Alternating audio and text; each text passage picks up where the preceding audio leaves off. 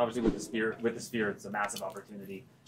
With this having the most pre-buys of any UFC event ever, do you think that this is the biggest platform you've ever had to really showcase what you're about, your skills, and your personality? 100%. I mean, it's the sphere. It's the first time everybody's so curious. Not only for that, but it's the champion versus the #1 contender, and this is for sure the biggest platform.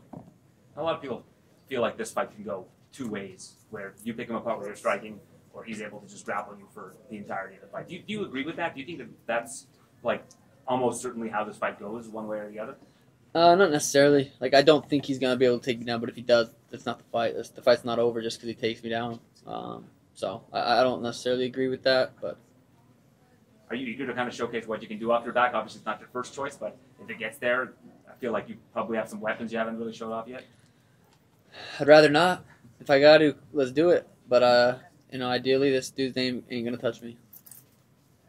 What's your favorite part of fight week? Like when you're really soaking it all in, is there like a particular moment that you like more than before you actually enter the cage? Right after weigh-ins, slurping that first juice down. Ooh, that's a good feeling. What do you usually eat during fight day? Like in order to rehydrate? Do you have any? Eat during fight day? Just basics, chicken, rice. Stuff that my body's familiar with. And are you hoping to stay busy? Like, are you hoping that this is twice a year for you? Is that kind of the average you like to do on a yearly basis? Twice a year seems like a good number. Once, not enough. 3 is a little much. 2 seems perfect. Sure. Oh, go ahead. Sure. You're fighting Merab in one of the most iconic cards ever. But nobody has ever fought there. A lot of technology, a lot of light. How do you prepare yourself mentally to face a challenge that pretty much nobody knows how it's going to be? It's going to be in the same octagon it always is in, and that's all that matters to me. So I'm going to walk to it, hug my coaches, get in the octagon, and the fight's going to play out in there. So all the extra stuff going around for me doesn't really matter. And since it's like a special night, special card, are you planning to have a special walkout or something special for that night or even for that moment? Every time I walk out is special. So I think, just making the walk is a big deal. So it'll be special enough. Sean? Sure. Sean, you're part of the Riyadh season ticket. This UFC game is sponsored by Riyadh season. So how do you feel, especially with its global significance, putting you on an international stage like that? Yeah, it's huge. More eyeballs, the better. The more people watching, the better I perform. Love it. Does it make any difference for you in your journey moving forward on that kind of a global reach? It's the trajectory that I want to be on is keep getting more eyeballs. So just another step into that #1 spot as the UFC guy. Sean, from Fox Sports Mexico. You breathe Mexico with your gorgeous family, your gorgeous wife, and we know you feel like Mexican because you are in a sort of way.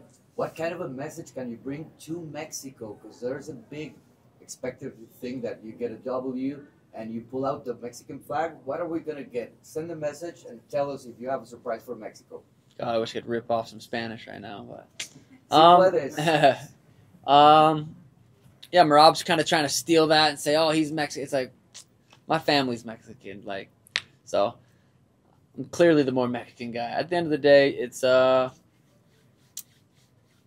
gonna go out there and knock this dude out. What more Mexican can you get than that? He's gonna go out there and try to wrestle me and shoot. That's not what they want to see. They want to see me put my hands on his chin, and that's what I'll do. Send a message, please, to all your Mexican fans. I will. There's a lot of them. I will send messages with my right hand, left hand on Rob's chin. That is the message I'll send.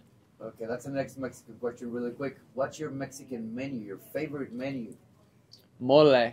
Mole. Yeah, I don't know. I had Danny's mom, she's our nanny / chef. She only speaks Spanish to our little princess, our daughter. So it's sometimes she whips up some nice, authentic Mexican food.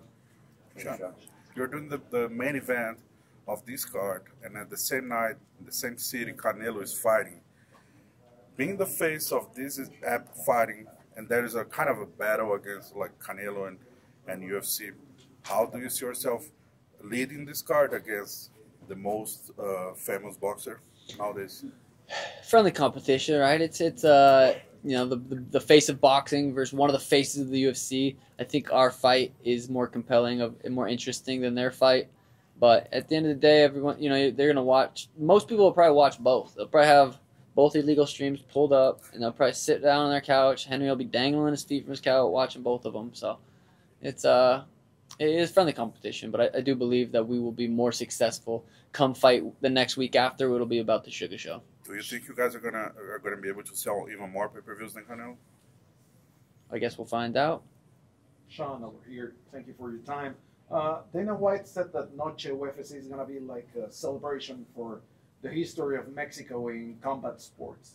What is the first name that comes to your mind when you think about Mexican icons in combat sports? They asked me that in the other room. I said Kelvin Gastelum. I just first one that popped to mind, Yair Rodriguez. I'll say. Yeah, I mean, there's so many great Mexican fighters. It's hard to, you know, pinpoint one. But Yair's fucking fun to watch.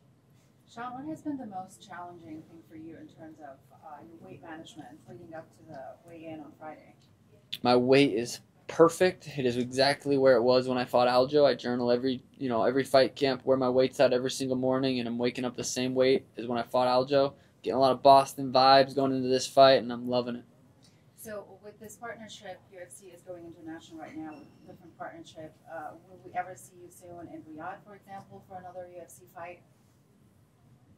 You very well could.